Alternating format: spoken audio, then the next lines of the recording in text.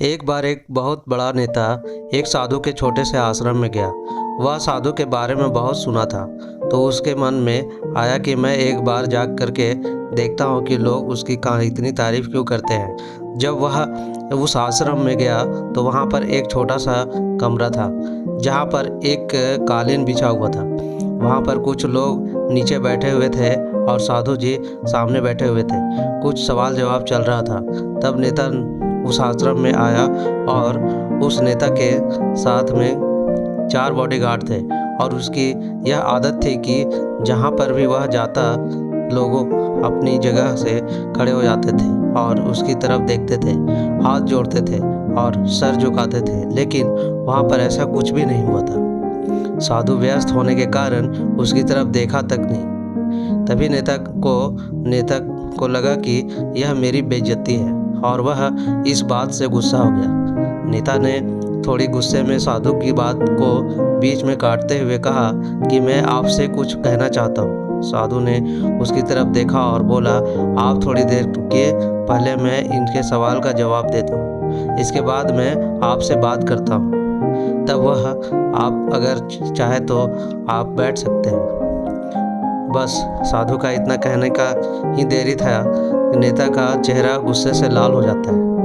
फिर उसने अपना सारा गुस्सा उस साधु पर निकालना चाहता है। अभी तक वह नेता बहुत ही तमीज़ से आप करके बात कर रहा था, लेकिन अब वह तू तड़ार पर उतर आया। लेकिन नेता ने उस साधु को कहा, तुझे पता भी है मैं कौन हूँ और तू किससे बात कर रहा है। साधु ने उसकी तरफ देखा और कहा, मुझे इससे कोई फ़र्क नहीं पड़ता है कि आप कौन हैं, लेकिन आप जो भी कोई हैं, अगर आप चाहते हैं कि मैं आपके सवाल का जवाब दूं या आपसे बात करूं, तो आपको कुछ देर रुकना होगा।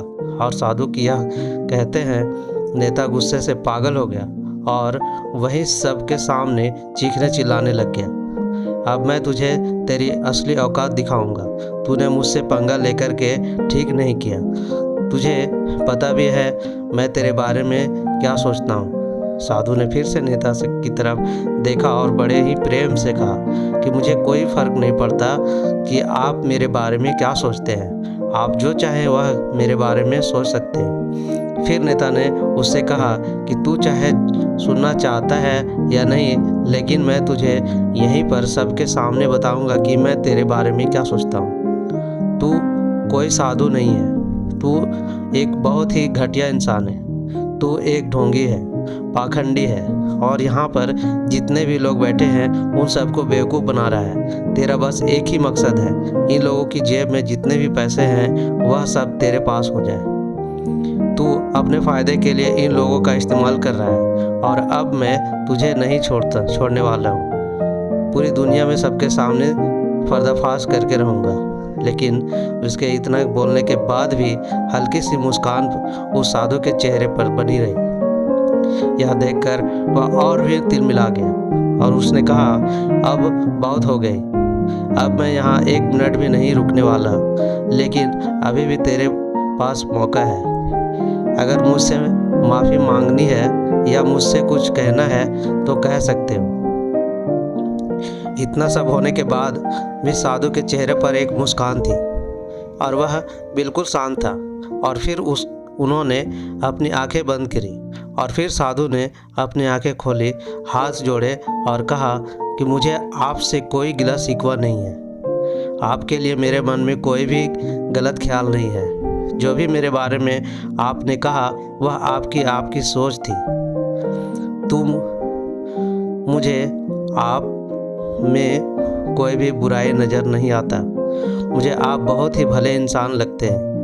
और साधु के इतना कहते ही नेताजी का दिमाग 7वें आसमान पर पहुंच गया। उसके चेहरे पर एक अजीब सी खुशी थी, क्योंकि उस साधु ने वही कहा जो बाकी सब लोग उस नेता को कहते हैं।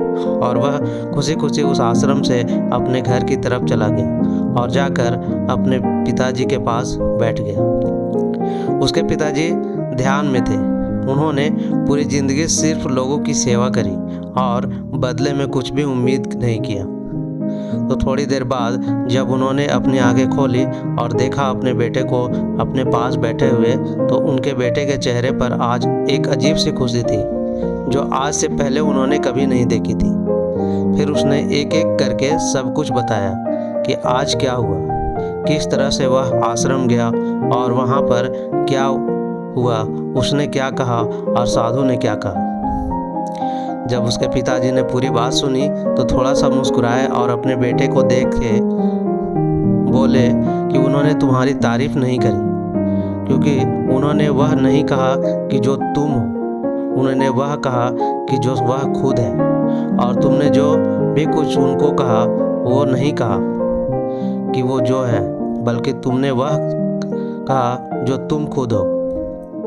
यही बात वेदों में भी कही गई है, यथा दृष्टि यथा सृष्टि। यह दुनिया तुम्हें वैसी नहीं दिखती जैसी यह दुनिया है, यह दुनिया वैसी दिखती है तुम्हें जैसे तुम खुद हो। जिसकी नज़र जैसी है उसके लिए यह दुनिया वैसी ही है। तो अगर तुम अपनी दुनिया को बदलना चाहते हो तो उसका सिर्फ एक तरीका है, अपनी नज़र को बदलो। तो आज का टॉपिक भी यही था। तो कैसी लगी हमारी कहानी अपने दोस्तों के साथ शेयर कीजिए और कमेंट में ज़रूर बताइए कि कैसी लगी हमारी कहानी। तो इसी तरह की नई कहानी के साथ मिलते हैं एक नए एपिसोड में। तब तक के लिए बहुत बहुत धन्यवाद।